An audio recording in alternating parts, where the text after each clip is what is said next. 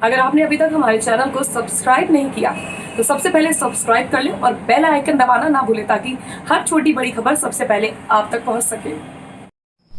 नमस्कार, मैं प्रिंस उपाध्याय सिवान से। मैं आपको बता दूं शहाबुद्दीन साहब के बारे में कुछ मैं बता रहा हूं। जो लोग कह रहे हैं, कुछ लोग की उनकी कोविड से मौत हुई है, कुछ लोग कह रहे हैं कि उनकी हत्या हुई है, लेकिन मैं जो बताने जा रहा हूं, मैं अपने आंखों देखा हाल आपको बताने जा रहा हूं। और मैं उस अस्पताल में मौजूद था और मैं उनका इलाज के दरमियान 2-3 दिन वहां पे रहा हूं। शहाबुद्दीन साहब की कोविड से मौत नहीं हुई, कोविड के आड़ में शहाबुद्दीन साहब का हत्या हुआ है। मैं आपको बता दूं कि शहाबुद्दीन साहब तिहाड़ जेल में बंद थे और उन्हीं के वार्ड में एक पाकिस्तानी ट्रेडिस को रखा जाता है जो कोविड पॉजिटिव रहता है, और उसके बाद बोला जाता है कि शहाबुद्दीन साहब भी कोविड पॉजिटिव हो गए हैं, और उसी वार्ड में छोटा राजन भी। तो दोनों लोगों को तबीयत बिगड़ रहा है, इन लोगों को अस्पताल में एडमिट करना होगा, तो जेल अस्पताल में रखा जाता है और फिर जेल अस्पताल से इन लोगों को शिफ्ट किया जाता है दूसरे अस्पताल में। तो शहाबुद्दीन साहब, गौर करने वाली बात है कि शहाबुद्दीन साहब एक पूर्व सांसद भी हैं। तो शहाबुद्दीन साहब को दीनदयाल उपाध्याय अस्पताल में भेजा जाता है, वैसा अस्पताल जहां सुविधा नाम की कोई चीज नहीं है, ना वहां पे उस अस्पताल में सिटी स्कैन मशीन नहीं है। राजधानी भारत की राजधानी के अस्पताल में वहां पे सांसद साहब को रखा जाता है जहां सिटी स्कैन मशीन नहीं है, अच्छे लैब नहीं है, कोई जांच का व्यवस्था नहीं, कोई स्पेशलिस्ट डॉक्टर नहीं है। और वही छोटा राजन जो एक अंडरवर्ल्ड डॉन है, उसको एम्स भेजा जाता है। मैं ये नहीं कह रहा हूं कि उसको एम्स क्यों भेजा गया। देखिए, जान सबकी जान की कीमत है और सबके जीने का अधिकार है, लेकिन एक सांसद को, एक पूर्व सांसद को उसकी जो सुविधा होती है, जो उसका प्रोटोकॉल होता है, वो मिलना चाहिए। लेकिन किसके कहने से नहीं मिला, ये प्रशासन को, शासन को बताना चाहिए। और जेल प्रशासन क्या करता है, उनको दीनदयाल उपाध्याय अस्पताल भेज देता है। जैसे उनके परिजन को मालूम चलता है, वो दौड़े दौड़े भागे भागे दीनदयाल अस्पताल पहुंचते हैं। वहां उनके परिजन को मिलने नहीं दिया जाता है, बताया जाता है कि तबीयत उनकी खराब है, लेकिन किसी को मिलने नहीं देता। तब उनके परिजन कोर्ट का दरवाजा खटखटाते हैं। तो कोर्ट से एक ऑर्डर आता है कि उनके परिजन को दिन में 2 बार मिलने दिया जाए और उनको एक मोबाइल फोन और एक चार्जर और एक बैटरी उनको दिया जाए, सिम, कि वो अपने परिजनों से बात कर सके और अपने स्वास्थ्य के बारे में जानकारी दे सके। और डॉक्टरों को आदेश दिया जाता है कि वो उनके परिजन को क्या ट्रीटमेंट चल रहा है उसकी जानकारी दे और उसका ख्याल रखा जाए। ये ऑर्डर हो जाता है, लेकिन वो ऑर्डर किसके कहने से सिग्नेचर नहीं होता है। और मैं बृहस्पतिवार को जब पहुंचता हूं अस्पताल, तो वहां मैं उसामा साहब को फोन करता हूं। वो बोलते हैं कि मैं अस्पताल के पास में हूं और साहब 4th फ्लोर पे आईसीयू में एडमिट है। मैं 1:30 बजे अस्पताल के ऊपर 4th फ्लोर पे पहुंचता हूं 2 बजे, और 1-1.5 घंटे इंतजार करने के बाद, गार्ड से रिक्वेस्ट करने के बाद, वो डॉक्टर को बुलाता है। तो डॉक्टर बताता है कि शहाबुद्दीन साहब का स्थिति खराब है और उनकी तबीयत थोड़ी बिगड़ गई है, इसलिए हम उनको वेंटिलेटर पे रखे हुए हैं। मैं उसामा साहब को बताता हूँ कि ऐसी ऐसी बात है, वो वेंटिलेटर पे है। गौर करने के लिए यहाँ भी बात है, देखिए, वेंटिलेटर पे कभी भी किसी पेशेंट को रखा जाता है तो उनके फैमिली मेंबर को जानकारी देकर एक पेपर पर सिग्नेचर किया जाता है, उसके बाद उनको वेंटिलेटर पे रखा जाता है। खैर, हो सकता है कि जानकारी दिया गया हो, लेकिन आगे देखिए क्या होता है। मैं अस्पताल में 4-5 घंटे रहता हूं, बताया जाता है कि उनका ऑक्सीजन लेवल गिरकर 88 आ गया है। 100 पर रखा गया है, लेकिन 88 बता रहा है। वेंटिलेटर जो है वो उसको 100 पर चलाया जा रहा है, उनका ऑक्सीजन 88 है। उसके बाद मैं करीब 9, साढ़े 9 बजे, 10 बजे उसामा साहब बोलते हैं कि आप जाइए, आराम करिए, सुबह में आप आइएगा। तो मैं सुबह आराम करने जाऊंगा। मैं चला जाता हूं अस्पताल से होटल, पास में ही होटल रहता है। फिर सुबह मैं 7:30 में आ जाता हूं और उसामा साहब चले जाते हैं। 9:30 बजे करीब में फ्राइडे को राउंड पे जब डॉक्टर आते हैं, तो जो भी अंदर वेंटिलेटर पर रहते हैं उनके अटेंडेंट से मिलते हैं, उनके बारे में बताते हैं। तो मैं वहां पर रहता हूं, तो मैं पूछता हूँ शहाबुद्दीन साहब के बारे में बताइए, मैं उनके घर से हूँ। तो बताया जाता है कि शहाबुद्दीन साहब के मुंह और नाक से ब्लड आ गया है, उनका मामला क्रिटिकल है और उनको प्लेटलेट्स प्लाज्मा ये चढ़ाना पड़ेगा। तो हम बोले कि बताइए कब देना है, हम लोग दे देते हैं। तो नहीं आप लोग को नहीं देना है, फाइल हमने आगे भेज दिया है।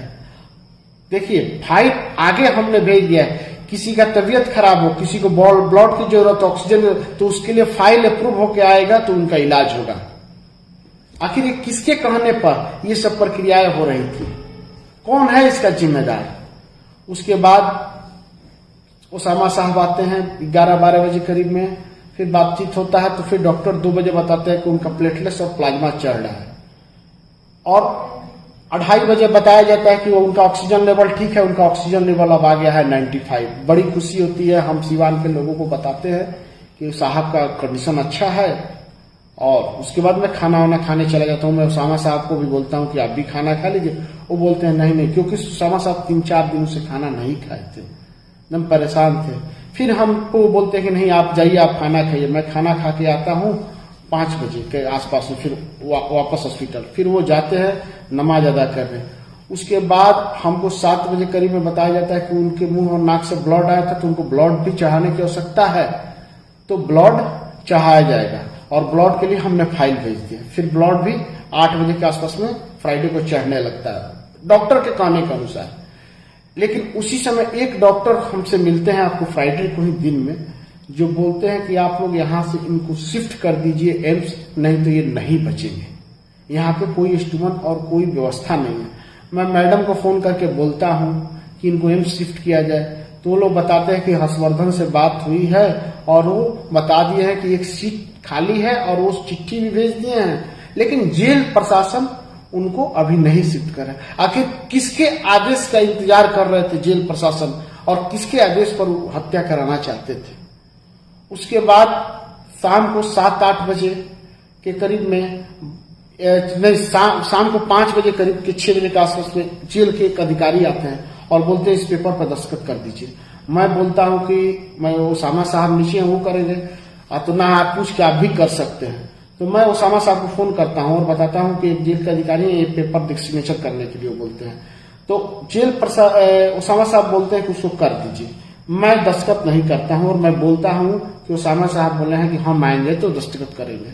उसके बाद उसामा साहब आते हैं ऊपर, तो उनसे दस्तखत कराने के लिए बोला जाता है। तो उसामा साहब इतने बदहवास, इतने परेशान रहते हैं कि वो बिना पेपर पढ़े दस्तखत करने जाते हैं।